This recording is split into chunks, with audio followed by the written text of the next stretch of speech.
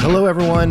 Welcome to another episode of 100 Proof. I'm Kevin Rose, and of course, joined by my co-host, Derek Edwards. Derek, we are back at it. Dude, too long of a break. We are back in the mix. It has been a drought these last couple of weeks, not getting a chance to sync up and chat. You've been traveling. You've been on your adventures with the Proof Squad. I've been speaking at conferences. Just got back from one, but we are now back in the mix, my friend. I'm glad. It's a lot has happened between now and then, and there's a lot has happened today. Like we've got breaking news and all kinds of shit to cover today. Well, dude, do you want to start with? I personally just haven't heard enough about what your trip was like. Like, I'd just love to hear about what it was like to go over there and some of the cool people you met, artists, collectors, people that are part of the community. I'd love to just get an update, man. Yeah, for sure. I mean, so we started off in Lisbon and flew out there, and we went hard from the get-go. Just going out, had the community come out, met up, fun little open bar, meeting a lot of great folks. Met this really fantastic. Actually, Steve, you'd know. Who is it from World of Women that we met? Was it Ina? Yeah. Do you know Ina from World of Women? I don't. No. She's awesome. Yes, a fantastic human. This is what's so cool about these meetups is you go and there's artists and creatives and people, and you finally look down at a name badge and you're like, oh, wait a second. I think, are you? Yeah. Oh, I know you do that. And then there's these amazing, it's so much better in real life than on Discord, it turns out. It really is the untapped frontier for this community is just starting to get these activations going IRL and taking these invisible networks that we've built in these communities and on Discord and with each other through the stuff we own or the stuff we've done on chain and starting to bring life to that in person. So it's awesome that you're doing that. Yeah, it was great. So Lisbon was where I kicked it off, and then I flew over to Paris, and then immediately, did not wash my hands enough, came down with some type of cold/sickness. I was down for the count for 2 days. It was pretty bad, still a little congested, but have recovered, and it was not COVID. And there was a great event there that I had to miss, sadly. Beeple flew out for it and took my place, which was great. Amazing. It turns out when you put people in a room, no one is looking for Kevin Rose anymore, which is great. So he came out. He didn't even have to do this. This was so cool about him as a character. And when I say character, I mean when you get to know him as a human, he's one of the funniest people that you'd ever meet ever. He's just hilarious. And he didn't have to go to our proof meetup. We had a dinner. A little collector's dinner that night that he was going to attend, and he came out to the proof meetup and hung out with people and just stayed really late and just had a great time, and it was so awesome. So cool. Have you had a chance to I want to hear a little bit more about your trip, but I'm curious. Did you get a chance to chat with him about the big studio he's building out there? It's funny. We were staying at the same hotel, and I was like, "Hey, come downstairs. Let's." This is the night before everything. I was like, I got a little scratchy throat weird thing, but I'm just going to, just sit here. We'll just have a drink together. And we chatted for about a half hour, and then we had to run. I was like, okay, cool. We'll catch up tomorrow. We'll hang, we'll talk. And then I was just never got into the sweat zone and never got a chance to. Dude. But I am definitely really excited for what he's building. One of the things that I love about artists in this space, and there's a handful of them that do this, where you see immediately when they have success, they pour money right back into the ecosystem. It's so awesome. And it's when QQL dropped in, Tyler Hobbs immediately said, what an amazing day, and immediately went and started buying up independent art and artists and supporting other artists and spreading the love. And just to see that and people really not just, he could retire for the rest of his life, right? Just chill. And instead he's reinvesting that capital and building bigger and better things. So I think we're early innings for Beeple in his career, obviously. So yeah, definitely agree. Just getting started. Any other highlights from the trip? It's the one that you texted me about 100 times when I told you I met XCOPY. Should we? I'm I'm obsessed with learning every little facet about that conversation. Yeah. Do you want to dive into it? I've saved it specifically for this show. Dude. Okay. Well, let's go. I didn't even realize we were going to get a chance to talk about it today. Let's do it. Yeah. I mean, there's certain things that I'm not going to like get into, but I will say this, like, so obviously XCOPY, you know, just how would you even, he's in a class of his own in terms of there's no one like X. League of his own. League of his own. It's just he's on a different level. He's on a different planet creatively, conceptually. He's the OG. He's the king. There's no one better at one-of-one crypto art than X. That's right. That's right. It's an amazing thing to think, not that he would do this, but you could wake up some morning and release something and there's an instant like $300,000 to $600,000 waiting for you if you just drop something new. You know what I mean? It's like he's that sought after. So, you know, I reached out and I was like, hey, over DM, like, you know, could we hang? Could we hang somewhere? And he was like, yeah, sounds good. Like, this is kind of, I was like, oh, like, is he serious? He's going to bail on me last minute. Like, what's going to happen? And so I get into London. I'm just now barely recovered from the illness. And I was like, hey, do you want to grab a coffee? And he's like, cool, meet me here. And so it's a little bit outside of town.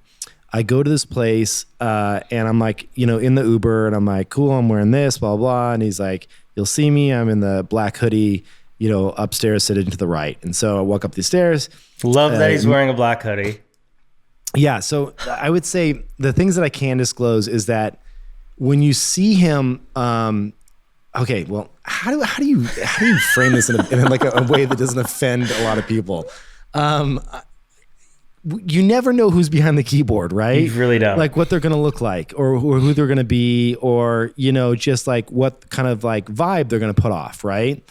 And when I saw him, I'm like, immediately I was like, oh, he's cool. He's cool. Like not in like personality cool, but just like stylistically kind of like good vibes. Like very stealth, like not showy, nothing bro-y, nothing. No one in that coffee shop would ever have known that a legend. You'd never know. You would just think, you would think guy with a black hoodie with a black jean jacket over the top.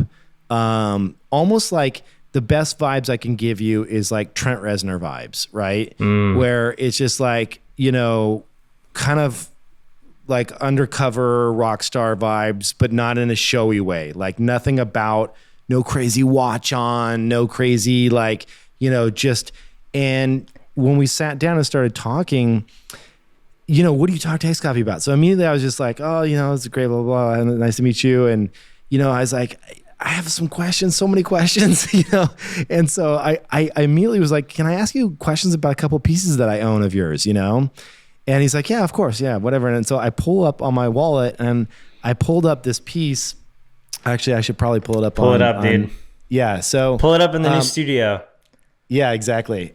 So in the new studio, I'll pull it up real quick. And, but I started to get into these pieces with him and I was like, you know, so, here we go. This piece right here. It's entitled, "And How Does This Make You Feel?" is the title of it. And it's just, the reason I collected this piece is because it like doesn't immediately scream XCOPY to me in the XCOPY that we know and love today. You know, it's like this very subtle kind of like static behind the scenes, which is very much XCOPY, but it felt as almost there was paint on top of it. A lot more line work than I would say is usual. A lot more like kind of scribble line work. And then that classic static at the bottom, you know, and so I brought this up and immediately he looks at it, he's like, oh, he goes, I forgot you own that. And he goes, yeah, I made that in 2018. And he immediately knew the year, you know, and he goes, yeah, that was before I was doing this. And I'm getting the numbers wrong here. He's like, but that was doing like 4 frames per second. And he's like, and then I moved to 6 and I realized it gave me a different effect, blah, blah, blah. And he started going into like the details of how he was making this. And I looked at him and I remember thinking to myself, you know a lot about XCOPY, like in this weird way. Detached. Because you're used to talking to so many collectors that have these theories about, oh, this is what he does and this is why he does it and this all. And I'm like, wait a second. And then it kind of hit me. I'm like, you're freaking XCOPY. This is crazy. You know, I'm sitting across from this great artist and a little fanboy moment, but it was really cool. And, started going into that and, kind of the Win airdrop and some of the other pieces. And then I really wanted to pick up and tease apart, like, what the thing that I always, people have always said, oh, XCOPY should be a Grails artist, right? XCOPY should be this and that. And one of the things that is very apparent with this tier of artists, and I put people in the same camp where, I guess it really depends, because we've had some amazing artists as Grails artists as well. But there are certain artists that say, Kevin, love what you're doing, but let's think of something even wilder than Grails. Like, what can we do that's bigger, right? And so one of the things I kind of wanted to get to with XCOPY was what motivates him, what excites him, what is it that he builds or wants to build, either that he's working on now or he doesn't think is possible. Like, might there be some engineering talent that we can bring to the table to enable him to do some things that he's never done before?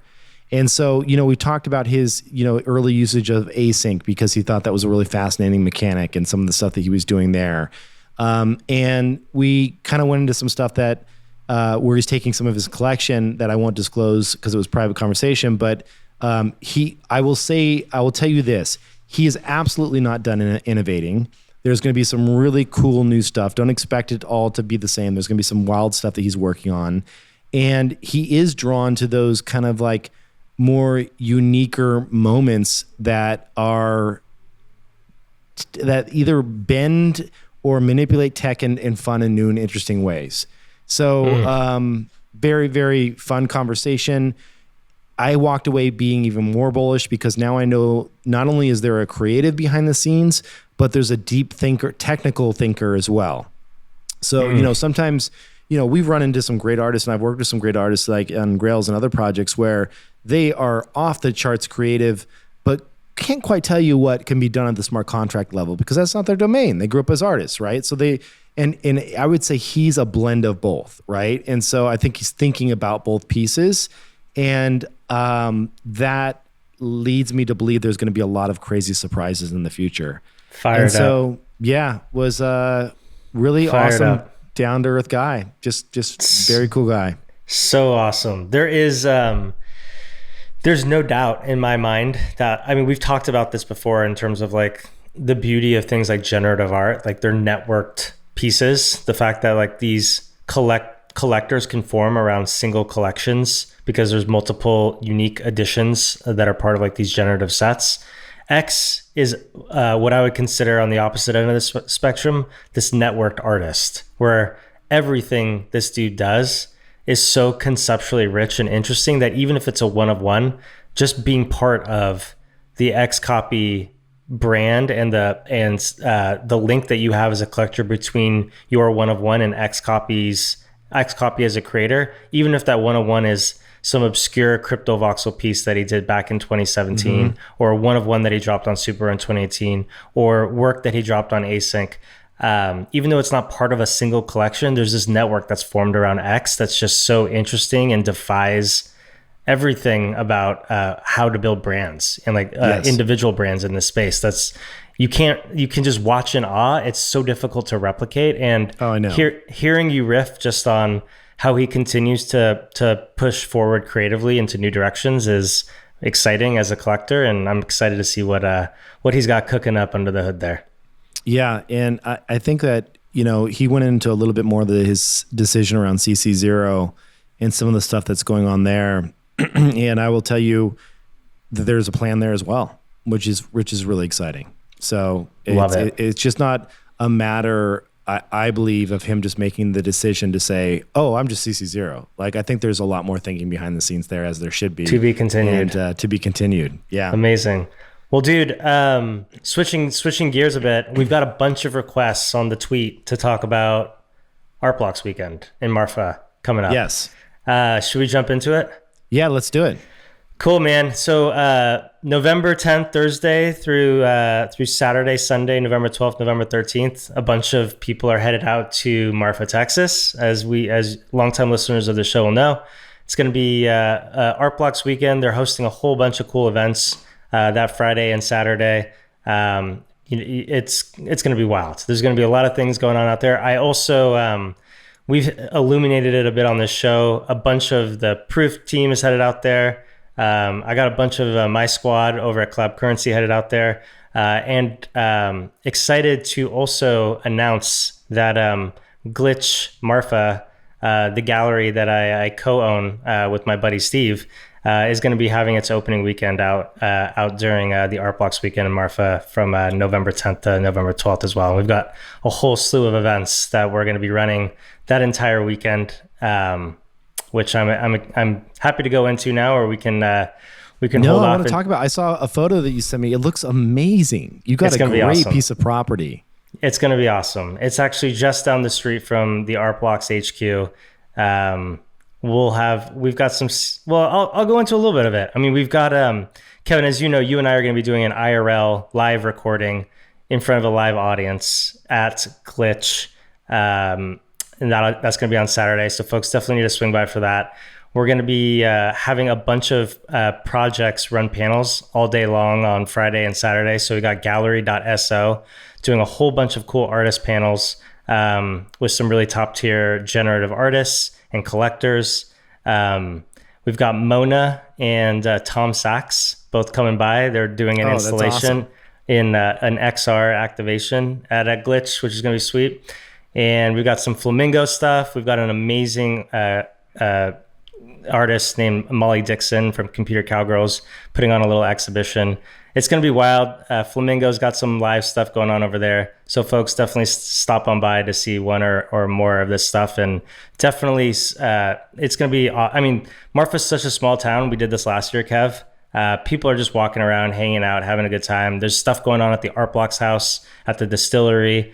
There's going to be stuff happening all over town. People are just walking in and out of stuff and just checking out the town all weekend. And it's always good times and good vibes. It's like a super baby South by Southwest. Yes. And it's like you just pick a bar and it ends up being like 75 people show up, or 50 or 25, and you're just all hanging out and having fun. And you bounce around. It is an absolute blast. I hope you all can make it out there for that. It's going to be a good time. So who do you got coming from your side? Who can people be excited about meeting out there, Kev? Yeah. So my co-founder, Justin Mazel, creator of Moonbirds Art, is going to be out there. Our president, Josh Cook, is going to be out there. I talked my wife into coming as well, which is going to be awesome. She's never been and very excited to come out there.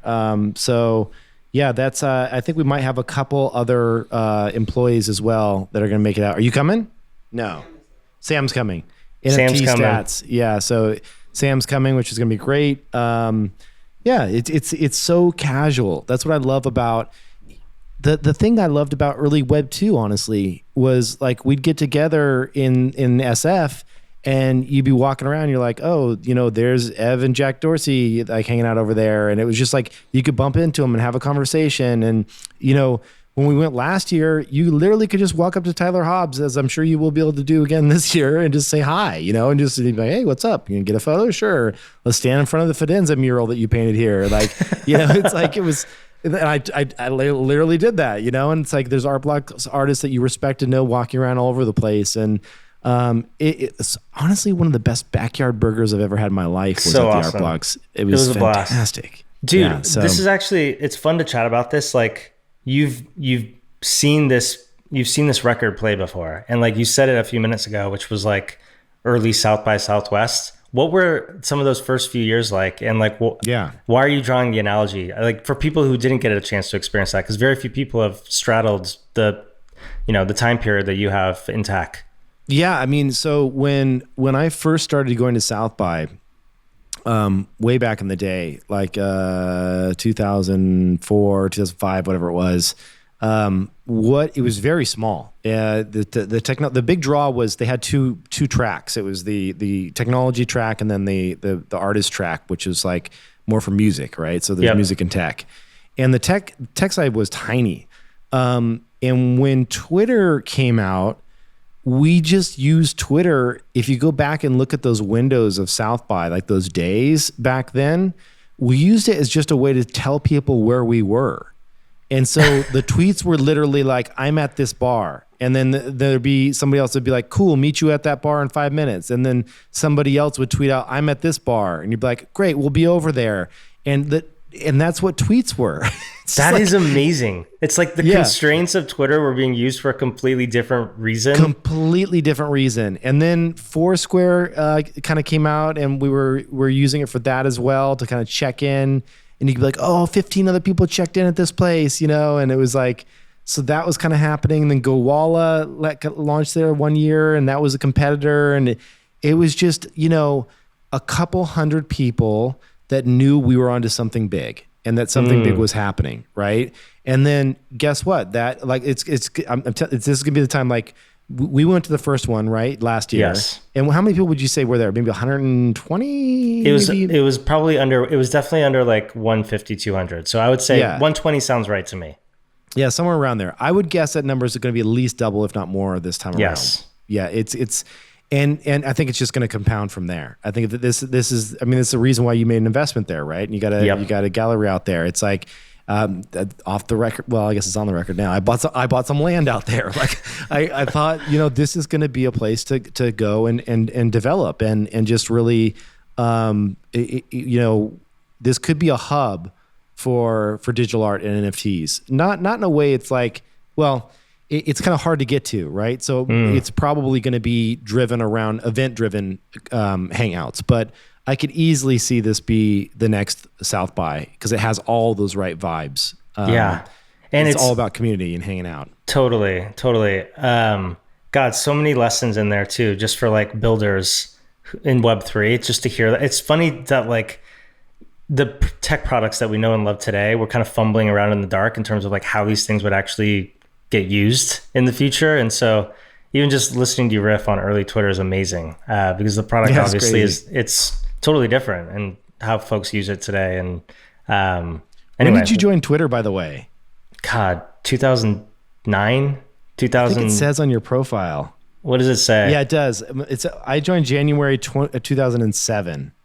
Yeah, so it would have been right during 2007 when all this was going to, because it was like shortly after I joined that we were using it for this type of stuff. The account that I have now is 2012, so a few years after. But I had earlier accounts that I didn't. Yeah, I was.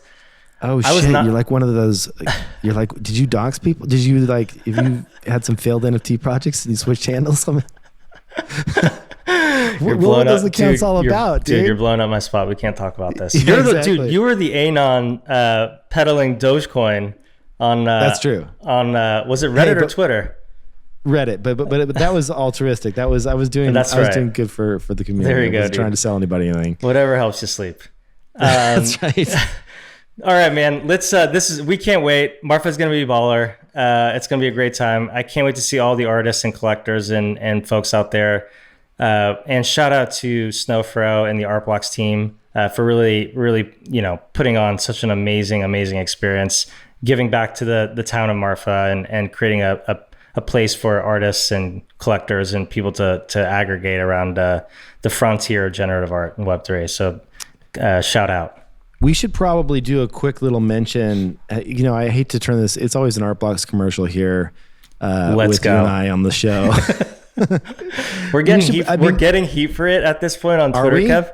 Well, I think people are tongue-in-cheek saying that they wish that we would talk about Art Blocks on the podcast because we never do. They're just giving us shit. Okay, so we should cover real quick what's been happening, because it has been at least a couple weeks since we've plugged Chromie Squiggles. So we have to do our Do you want to start with the Art Blocks full set stuff? Do you want to start with the Squigs? Yeah, because I think that's really the Art Blocks full set. Well, let's just cover the Squigs real quick, because we're such chills there that we should probably just touch on it. So 10 new Squigs were minted to the DAO. Yes. They got a hyper rainbow. Which is crazy. They got a hyper. And it's a good looking one too. It's a great hyper. It's a hyper standard. It's not one of the super duper rare hyper variants, but it's a very rare, statistically rare hyper standard. And it looks amazing. Cannot believe the luck of the DAO. They also minted that hyper bold. This was, I think, about a year ago. So They're locked and loaded over there. They got about 300 squiggles. There's some actually really interesting stuff that they've been working on with, well, I don't know if any of this is announced yet, but they've got some cool stuff they've been working on with a few different folks that should be announced here pretty soon. Man, it's been fun to watch those guys work. They are collecting squiggles left and right. They're buying them off the open market. They've got some cool stuff coming down the pike here. But good job, Squiggle DAO. Shout out to those guys. Floor is up to 15 ETH, so there's been a rise there while others are down. But let's talk about these bracelets. What is the deal with the bracelets? Yeah, so I don't have the project up in front of me right now, but my understanding is we've talked about this on the show, this idea of generative manufacturing and what rules and procedure getting baked into Web3 can actually unlock outside of pure like on-chain art. And we're seeing it in a few different ways right now, and there's definitely much more to come. The first is like this bracelet, which is they're doing a collaboration with a previous Art Blocks curated artist where you receive an instructional guide, a generative instructional guide to making and designing your own generative bracelet. And so my understanding is each bracelet will be totally unique. They will all be a one of X as part of like this bigger collection of generative bracelets. And what the actual output is the color strands that are unique and generative laid out, and the instruction guide on how to put it together, so that you can build your own one unique bracelet powered by Art Blocks and this curated artist on the platform. And then it's basically they're doing like a limit of 2 per Art Blocks. Yes. My understanding is if you own an Art Blocks piece, you're one of the collectors of any Art Blocks piece in the past, you have the ability to mint 2. Which means I think that per wallet? Per wallet. Yep. Dude, I know. Just kill me. Listen, Derek, here's the thing. Here's $1 million idea free for you. All right. Build a ledger app that creates 500 wallets on the ledger. That allows you to spit out each of your NFTs, puts them on each individual wallet address and one interface to. Do you know how many airdrops you'd have? How many times I've been like ruined because you're like, I had more than one of something in a wallet and only got, I know, boohoo with you for listening. Like I had more than one of something, but like it would be interesting. Well, it's kind of I'm cheating, with you, but dude. at the same time, I think what will happen is projects will stop using that, let's just call it like that standard of like one wallet, one mint.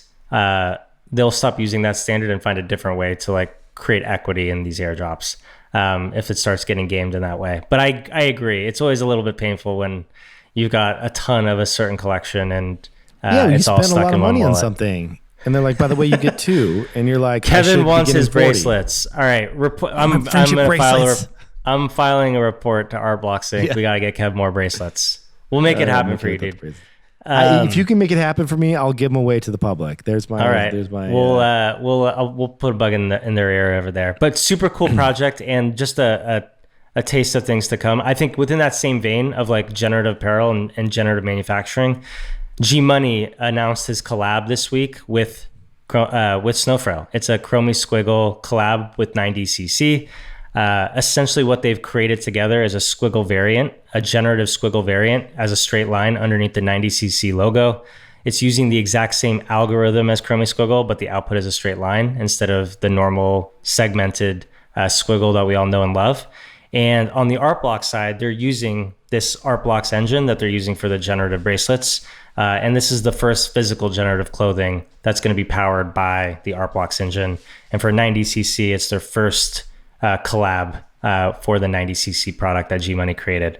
So it's going to be a one of X, just like the bracelets. It's going to be the launch is going to happen at Art Basel. The supply of those shirts hasn't been given yet, but my understanding is G Money has told folks on Twitter already that the supply will definitely be less than 2,000 total, and there will be an opportunity for, my understanding is, people who are at Art Basel who don't have a 90cc shirt or an Admit One pass to be able to get it. So if you're in Miami for Art Basel, definitely make sure you keep an eye on what G Money's doing here. But then there will also be a path for folks who have a 90cc shirt or an Admit One pass to also possibly claim these. So anyway, the Chromie Squiggle and the generative art blocks engine manufacturing stuff is starting to get touched upon here, which is pretty exciting. Yeah, I love it. I love everything G Money does, and that he's tackling like such a very specific area and just going to own it. You know, totally. It's like it's so tempting for people to chase the popular thing. Not that fashion isn't popular, but like he's ahead of the curve. And when this bull market returns and fashion pops, guess who will have been doing it for the last year plus? By that point, he'll have 5 or 6 or 7 collections that have all done really well in the space. Right. He's very crypto native in how he's thinking about these types of collabs and these drops. He's pushing boundaries. He's really, really. He'll be the snow for fashion. It's already happening. And the cool thing that's kind of the thing, right? And the cool thing about G is he does not shy away from risk. Like he's networking these shirts. He's there's this whole like concept of storing them at 4K and minting a token around them so they can trade, but also be stored in a vault, locked up in these very tightly secure vaults. Like he is playing around in the petri dish of what Web3 can offer, and some of the stuff is just looking really cool. And so it's going to be fun to watch 90cc unfold. So big shout out to G out here. Love it.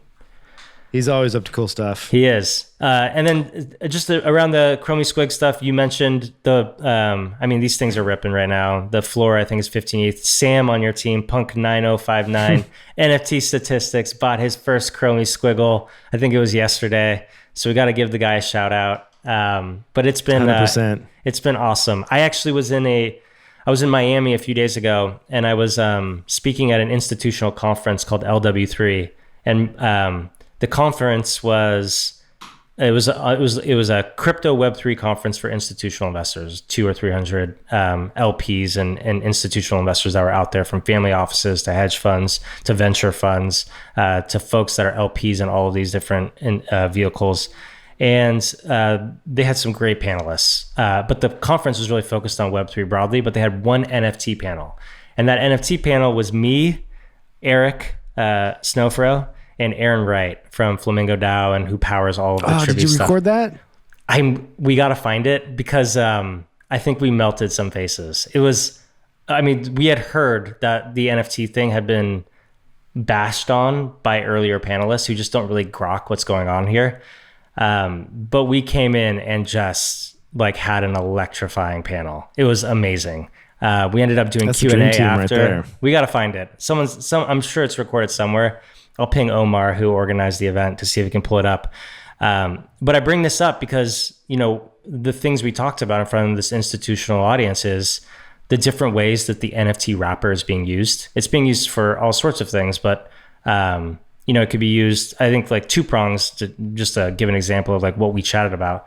One prong could be like the NFT as this visual abstraction for amazing value to get created around the NFT. So things like Moonbirds or Bored Apes or Doodles, right? Like these things are amazing generative works, but the real value is created by the community and the teams that allow these things to, become valuable by virtue of all the hard work that goes on around them. Mm-hmm. And then on the opposite end of the spectrum, because this is an institutional audience, things that start to look more like trust minimized stores of value. And so walking through the calculus around things like Chromie Squiggles or CryptoPunks or Autoglyphs, where the work itself has no external dependencies. It's completely contained on the Ethereum blockchain. So as long as Ethereum is producing blocks, these things will persist. And collectors having that type of security in these assets, and without there needing to be a team working to build value, are now storing wealth, storing value inside of these assets. And so we walk through like why the things like the Chromie Squiggles continue to melt up in ETH denominated terms, even during a time where all assets across the board are melting down. So it was an amazing conversation. It was super fun. We ran through all sorts of stuff, but the feedback from that panel has been awesome. The inbound has been quite significant from folks. That's amazing. Yeah. So I feel like it's starting to click for folks, and I'm always excited to do panels like that. So the Chromie Squiggle, it's those rainbow lines, man. They really are the best.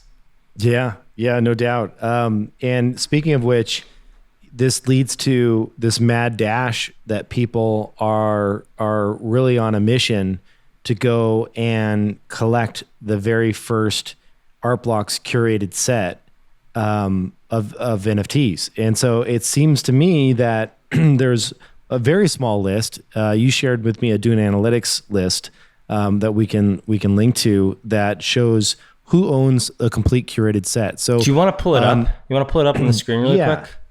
Actually, I can't copy and paste from there, but I will definitely pull it up. But yeah, so first, while I'm pulling it up, if you could just tell people a little bit about, what is a curated set? What does it mean to own an entire set, and kind of just walk us through that? Yeah. So we chatted about this briefly. I think it was maybe about a month and a half ago.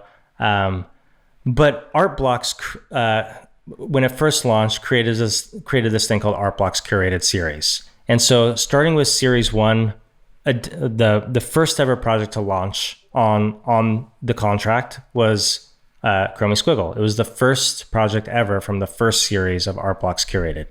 Since that time, the work that has been deemed to be pushing the industry forward as it relates to this intersection of generative art and Web3, very highly selective process for these algos to get vetted and evaluated and talked about by the Art Blocks Curated Committee. Very few of them actually make it out of that process and get to launch on Art Blocks Curated. But there has been 67 collections that have been approved to launch on Art Blocks Curated, starting from Series 1 and ending with Series 8, which just occurred. The final one was called Primitives. These 67 projects represent essentially the first few years of the generative art movement on chain. And they've been bookended and contained by Art Blocks. They've now moved away from the series model. So they bookended the entire curated series model by saying Series 1 and Series 8 will always live on and persist as the original OG Genesis curated collection on Art Blocks. And now we're moving to a new model that provides us more flexibility by which to allow curated work to get dropped. And so collectors have been looking at this bookend, this Series 1 through Series 8, and it's essentially a snapshot in time for all of it's like the fingerprints or the caveman drawings of generative art as it relates to Web3 when it's, and the impact that it's had on this space, and are seeing this container, this Series 1 through Series 8 as like a feature of collectability.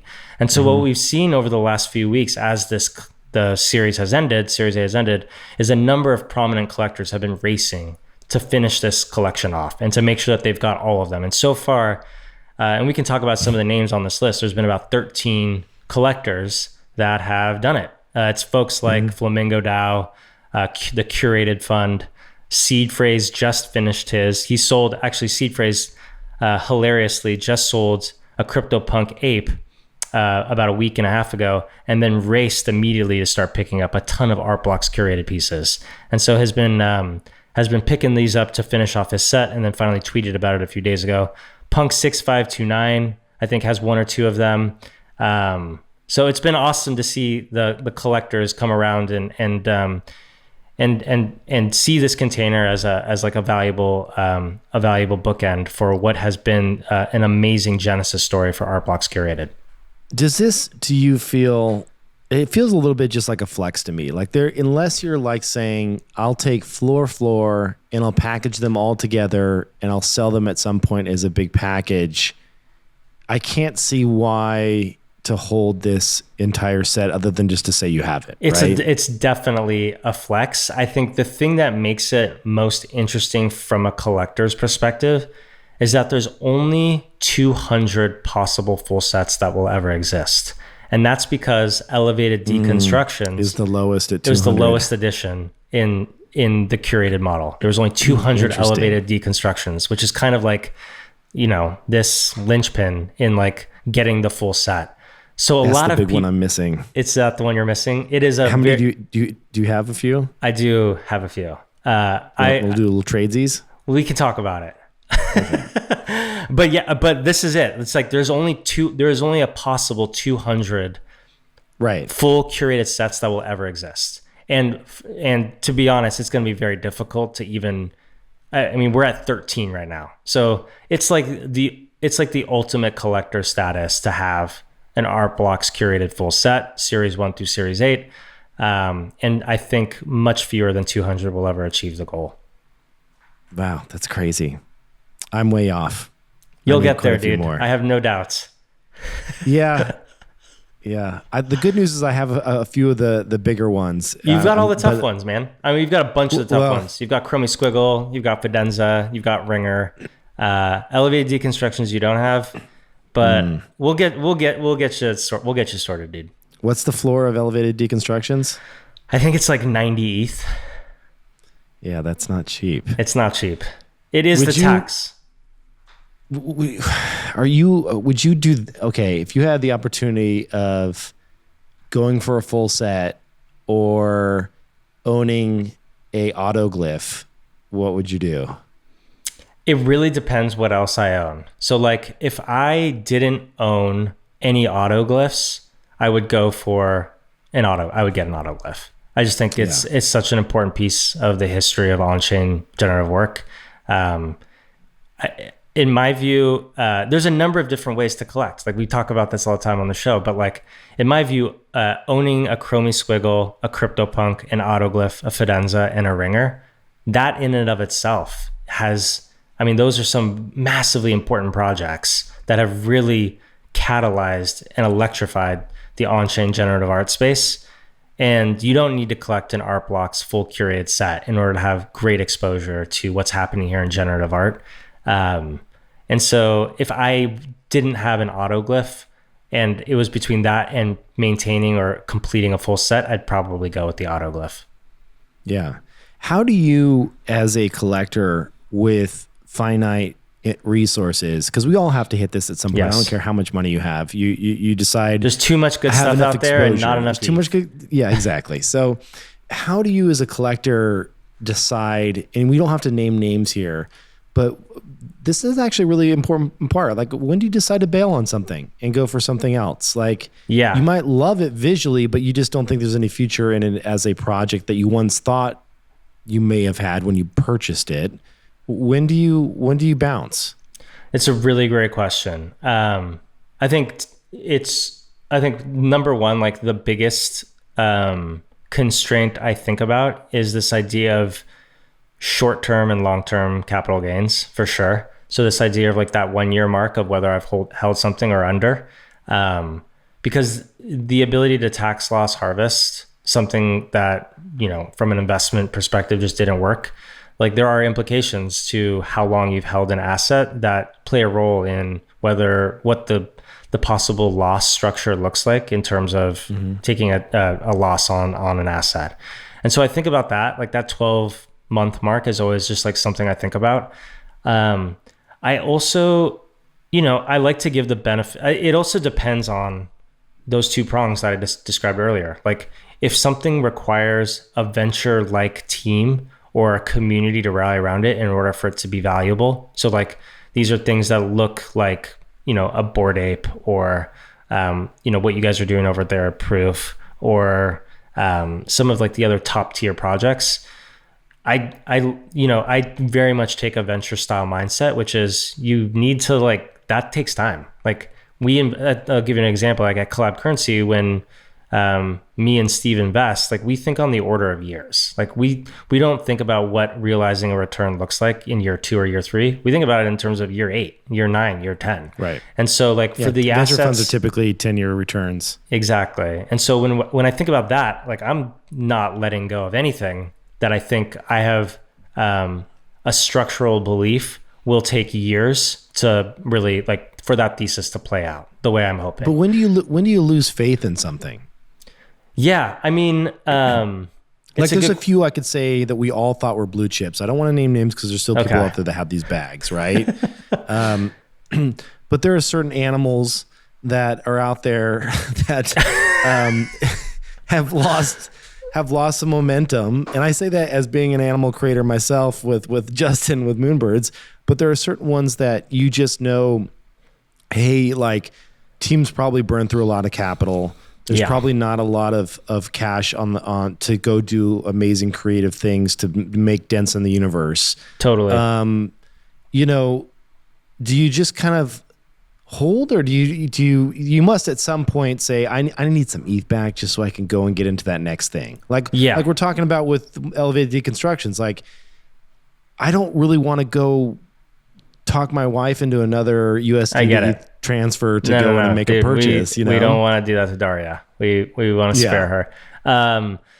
Here's what I'll say, dude. There's no right answer to this question. Like, it is very, like even in venture, like there are times where like projects struggle and like teams struggle, and then they come out the other end because they've made an amazing pivot, or they've done something really special, or they've stayed on their grind, or like they were able to like really like kick into a gear in a new direction that just like wasn't obvious before.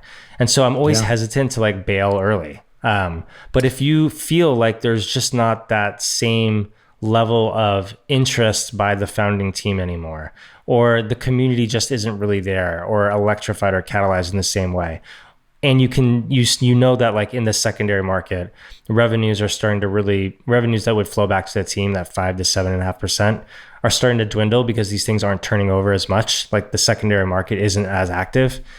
You can do the back of the napkin math and realize like this probably isn't moving at a rate that I feel like, as someone who owns the asset, feel good about.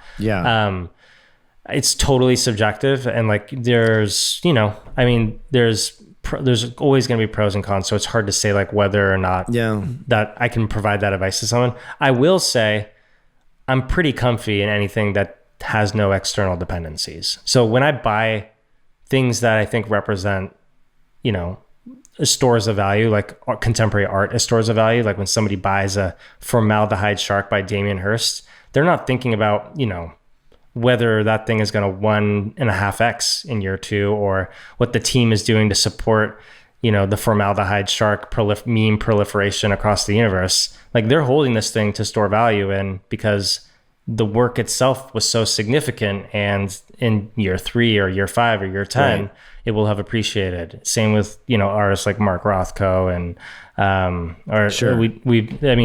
Leonardo da that's Vinci's, the CryptoPunks. It's the Chromie Squiggles. It's the ones that even if the artist walked away, they would still, Exactly. So there's no perfect answer. It really depends on what's being used inside the NFT wrapper. It's a great question. So I hope, there's at least some helpful insights in there for folks. No, I'm in the same boat, and this market is so confusing because you'll be sitting there and you'll think something's dead and you're like, fucking Punji penguins are back. Like, what the hell happened? You know what I mean? Like, totally. And they'll be like mooning again. You're like, what? And it just takes 2 whales and a bunch of momentum and they're back on the map again. You're like, how in the world is this happening? And never bet against meme culture. Never bet against meme culture. And so much of this stuff is like community driven. Like sometimes the community will come together and say, no, let's start creating value. Let's start moving in this direction. And these things can take a life of its own. We've just seen it time and time and time again. And so even everything I just said about seeing what like the founding team is doing, like I wouldn't even say that that's perfect. There's so many variables that go into why something is successful in Web3 in terms of garnering attention. And it's important just to realize, not try and get so cute with it, and know that there's an infinite amount of variables that can affect things like a project doing well or not doing well. Yeah, absolutely. Okay, a couple. I know you've got a hard stop here in a little bit, but let's cover a couple other really interesting things that's happened in the last couple of weeks since we've been away. Can I throw one out? Yeah, please, dude. I mean, I would love to pick your brain on the Reddit stuff. I mean, like this is, dude, like if there's anyone qualified to speak on what, the early instantiations of like these social networks, having been around for so long, having these networks get created and also knowing what Web3 offers these networks in terms of like being able to like bring those audiences over into Web3. It's you.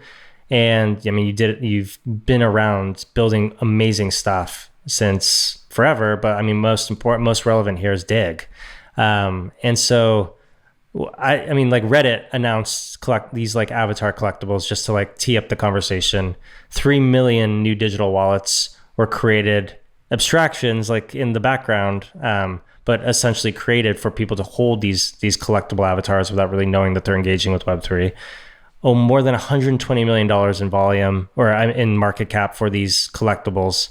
They're minted on Polygon, and essentially, I mean, they've brilliantly done a great job of bringing this non-crypto user base to understand the value of scarce digital objects with just like one fell swoop. So I'll pause there, but man, it would be awesome just to hear you ref on what you're seeing here, what you like, what you don't like, what this could mean, and just like break it down for us. Yeah, I'm torn here because I don't know that I have an answer that you'll get excited about, because it is there's something coming that there's several things that I know have been big, large Fortune 500s have been working on for a while to bring NFTs to the mainstream. And I would put, even though Reddit's not a Fortune 500, I put them in the camp of, pre-IPO, like really close, like serious at scale business now, right? And creating 3 million wallets overnight is no easy feat, but it's something that can be done to pretty much any one of these big, large social apps. All they have to do is build in the functionality, and they can tell you outlandish numbers about new wallets created, right? Yes. So the one proxy I do have for this is, we've heard a lot of rumblings about Instagram entering the NFT space. And I know people that are close to that project, multiple friends, and when they turn that on, they're going to have much larger numbers that have quote unquote created a wallet in the space, right? Granted, it's not going to be on Ethereum, but it's going to be, they will be actual crypto wallets. And so there's something that is fantastic about that, because it does, for the first time, give people a way to say, oh, I've done this before. It wasn't as scary as I thought it was, right? And I think what it does, just by the nature of the law of curious people, like there'll be a certain subset of that community that says, well, this is interesting. Like I bought this, let's call it Kardashian picture as an NFT. I paid $15 for it, and now it's worth $75. What else is there, right? And I think that these big companies like Reddit and others are going to wake up an audience to this idea of digital ownership in a way that they just haven't been aware of. Now, I would argue that Reddit has been aware of digital ownership, probably better than almost any other social network out there, just in terms of, skinning of gaming elements and, all the stuff that's happened in most of that kind of genre of video game play or whatever it may be. People have been purchasing, all different types of digital things on Reddit for a long time, in all their different collectibles that they've had. Granted, they haven't been NFTs, but they've had those types of mechanics built into the platform. So I'm excited. I'm not blown away. I think that it's a move in the right direction, and certainly it's nice to see. I like that this will be a line item that hopefully will turn into something lucrative that they can put into their filing when they go public, that others will be able to point to and be like, oh shit, we have a massive community. Why aren't we activating them with some type of digital collectible, right? Yeah. If there is $50+ million a year to be picked up and put on a balance sheet, all types of public companies will try to embrace this stuff to some extent, right? And those are the types of wins, those little wins that we need over and over again in order for this to look really interesting. And it reminds me, it's very much tied to, I made this analogy before where you remember the early crypto days when it started off, not your keys, not your crypto. You held it. It was very much us geeks doing it, right? Then you had Coinbase and you're like, okay, it's a startup, but I trust them. And they're doing great things here. it's centralized, but whatever. And more people got on board because it was much easier. You hooked your bank account up, you transferred it over, and you didn't have to hold your private keys, And so it was more people involved in crypto. Then what you had happen was all of a sudden out of nowhere, and I can't remember if it was Goldman Sachs or Morgan Stanley, but it was like, we're opening a crypto trading desk. Then institutional buyers are like, oh shit, like there's something here, right? And that even though it's not big, even though it's a small desk and maybe it's only doing, a few billion a year for a company that's managing, a trillion plus or whatever it may be, it's meaningful because of the chain reactions that it creates and the ripple effect that it creates with other businesses following in the same footsteps, right? So what I like about this Reddit thing is less about what they have done for me as an NFT collector. I don't know that I'm aping into any of these Reddit NFTs, but I love that they're awakening others, right? And I think that's the big benefit that we're going to see here. And don't get me wrong, never, ever, ever, ever bet against a meme-driven culture like Reddit against these things going to the moon and beyond. Like, if they flip apes in a year, I'd be like, yep, figured, it makes sense. Like, none of that would surprise me. Totally. Just because of how powerful that community is. So, no hate on Reddit, because they are a force to be reckoned with when they set their sights on something. Yeah. I love what you're saying right now too. I was chatting about this with Aaron and the tribute team earlier this week when the announcement went live. But it almost feels like a playbook is getting created. Like, this might not be it, right? This may not be the coolest thing ever. But a playbook is getting created by which these existing networks, and I'll give a few examples in a second of what I mean by that. These existing networks are able to start seeding their communities with Web3 rails, and the process by which to do that, to start opening up these monetization funnels in order to give and illuminate kind of like a process by which to do that. And I think Reddit is one of the largest to do it so far. I think what's really cool though is the value of Web3 isn't totally understood through this model, right? Like, they've abstracted a lot of why Web3 is cool and sovereign ownership over assets by doing all of this heavy abstraction. The thing that I'm really excited about is what happens when Reddit takes a stronger approach to Web3 and allows people to, start engaging with Web3 rails directly through the UI, or some of the really interesting decentralized applications that could be leveraged inside of the core product, and really giving folks a full understanding of the power of this stuff. That's number one. I think that's super compelling. Number two is, to your point, I think there's something so interesting about the size of these Web2 communities now getting exposed, even just piece by piece to Web3. I'm just looking at the numbers right now. So on Reddit, it's got something like 300 million monthly active users. Roblox is something like 200 million monthly active users. Amazon is 300 million customers. Instagram has 2 billion monthly active users, to your point. There's 1.2 billion active iPhones in 2022. The numbers are so large compared to the 1.5 million people that have ever bought an NFT on OpenSea, that these are just 5 companies, right? 5 large companies with giant networks. Even if we assume 1%, is able to come through and properly onboard into Web3 from some of these existing audiences, it just takes one project within each of these communities, these existing communities, for these numbers to be really fucking big. So that's right. Yeah. I'm curious to see how this unfolds. I think you nailed it. And a big piece of this with all things cryptocurrency, especially when it's tied to money, is it's really a level of trust and comfort that has to happen for users to get comfortable interacting with and engaging in any new technology. And that's why crypto has taken so long to grow. Is, there's the story every 3 months about how someone's wallet gets drained or whatever it is, and the same thing happens on the NFT front. And when as time goes on, so does the just the belief system and the kind of trust in the underlying architecture strengthens, right?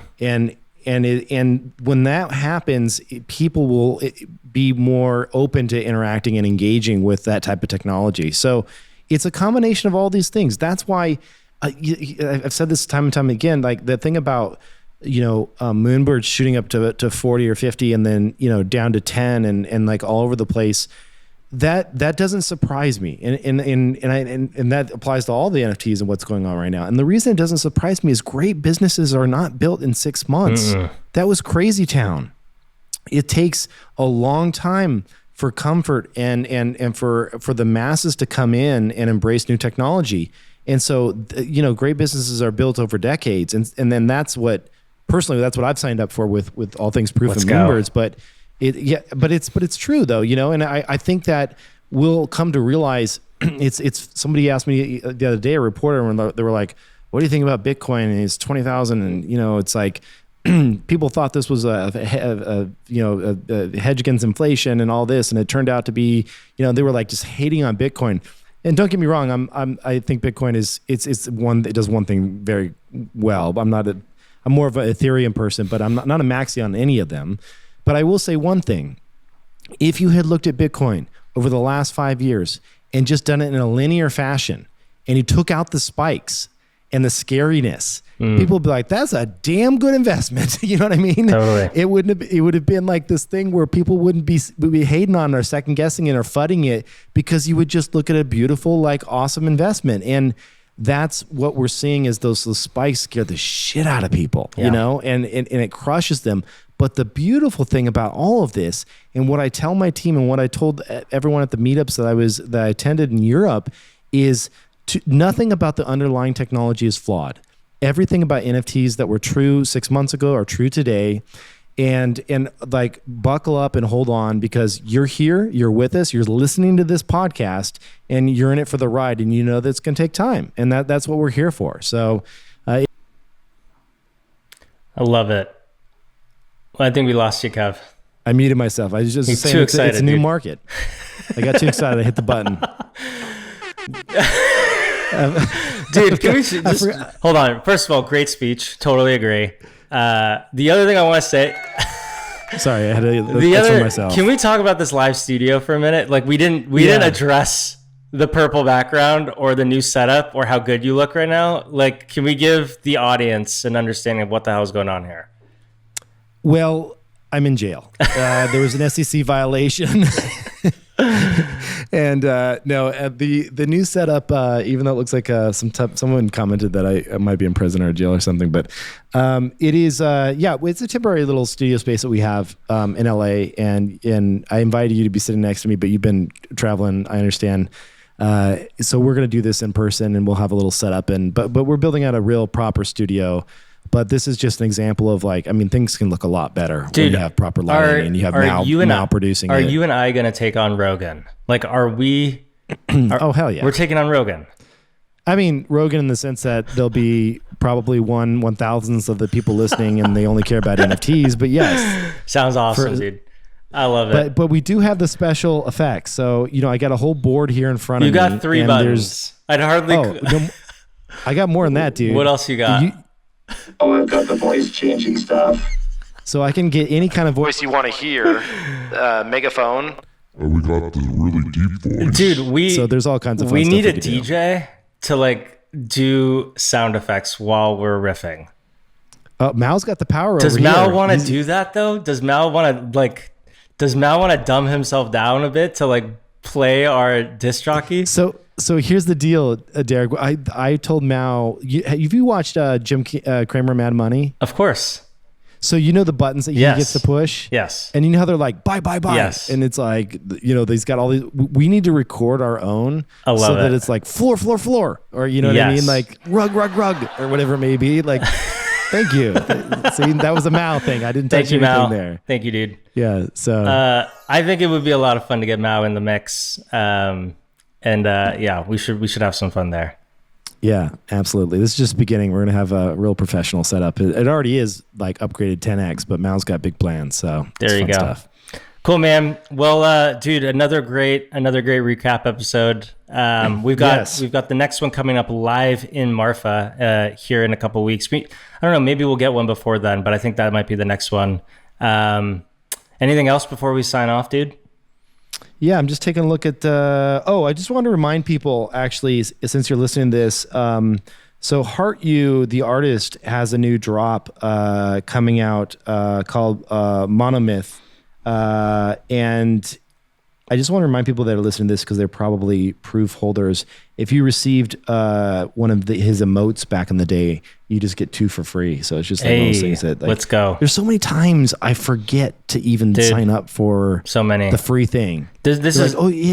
There's people working on this, dude, because like the problem is I know you and I and a number of people, there's so much happening in the space. We're so busy. Yes. There's so many assets. There's so many communities, and there's so many reasons why people want to tie back to your NFTs that you own, that you inevitably just miss stuff. Like you miss mints, you miss airdrops, you miss all. So there are a few people that are working on this exact problem right now. I'm curious to see that design space unfold. But some real opportunities there. Yeah, so that was just a quick little I got one. Dude, good. I got one final one. I did some retweeting yesterday. I think folks are getting a little bit curious about what's going on here. XCOPY, Pinder Van Armen, Sarah Zucker, Helena Sarah, and Killer Acid, Osinachi, Matt Kane, a number of pretty prolific crypto artists are tweeting out a red NFT ticket emoji on Twitter.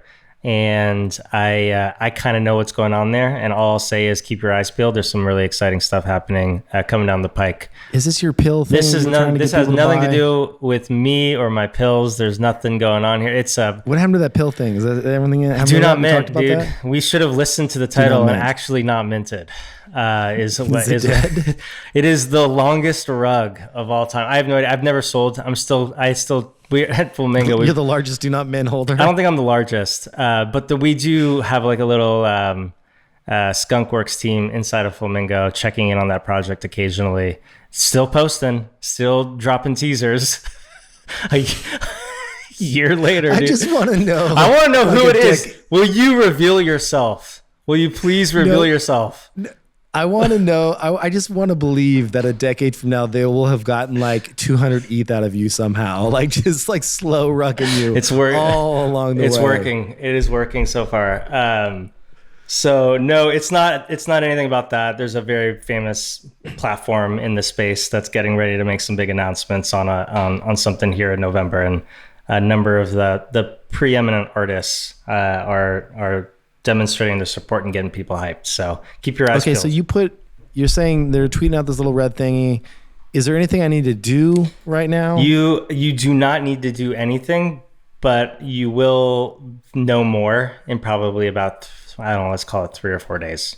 So it's the end of October right now, early November, you'll know what's going down, at which point you'll have plenty of time to get ready. Is it an existing platform or a new platform? Existing platform. Does it sound like super rare? I cannot confirm. It is super rare. I could tell. You looked away for a quick second. Did you? I'm not saying nothing, but but there are some dope artists, and they are making some very cryptic tweets. And keep your eyes peeled. There's some fun stuff coming down here pretty soon. I'm trying to. You're in such a small window. It's hard to read you. I can't wait till we get here. This is why I stayed out of the studio today, dude. Yeah, exactly. I love it. Awesome, Derek. Good to have you. Awesome to do this, obviously, and good to be back at it with you. And we'll be hanging in Marfa. Yes, sir. All right, man. Signing out. All right. See y'all soon. All right, that is it for this episode. Thanks so much for tuning in. If you would like to help us out, head on over to proof.xyz and click on the reviews button at the very top and leave us a 5-star review. Thanks so much. Take care.